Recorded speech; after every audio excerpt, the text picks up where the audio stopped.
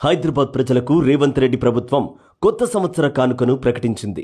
ట్రాఫిక్తో ఇబ్బంది పడుతున్న నగర శివారు ప్రాంత ప్రజలకు మెట్రో రైల్ సేవలను అందుబాటులోకి తేవాలని కాంగ్రెస్ ప్రభుత్వం సంకల్పించింది. నిజామాబాద్ వైపు మేడ్చల్ వరకు, కరీంనగర్ వైపు సామర్పేట వరకు మెట్రో రైలును విస్తరించాలని తెలంగాణ ప్రభుత్వం నిర్ణయించింది. ప్రస్తుతం 3 మార్గాల్లో మెట్రో రైలు పరుగులు పెడుతుండగా రానున్న రోజుల్లో ఫేజ్ 2లో భాగంగా ఇటు మేడ్చల్ వరకు, అటు సామర్పేట వరకు మెట్రో రైలును విస్తరించనున్నారు. జూబ్లీ బస్టాండ్ నుంచి సామర్పేట వరకు 22 కిలోమీటర్లు, ప్యారడైజ్ నుంచి మేడ్చల్ వరకు 23 కిలోమీటర్ల మేర మెట్రో మార్గం నిర్మించనున్నారు.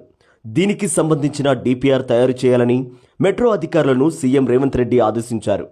ఈ 2 మార్గాల్లో మెట్రో నిర్మాణానికి కేంద్ర ప్రభుత్వం ఆమోదం తెలపగానే పనులు మొదలుపెట్టేందుకు ప్రభుత్వం కృత నిశ్చయంతో ఉన్నది. ఈ 2 మార్గాల్లో మెట్రో రైలు సేవలు అందుబాటులోకి వస్తే చాలా ఏళ్లుగా ఈ ప్రాంతాల ప్రజలు పడుతున్న ట్రాఫిక్ కష్టాల నుంచి విముక్తి లభించనుంది.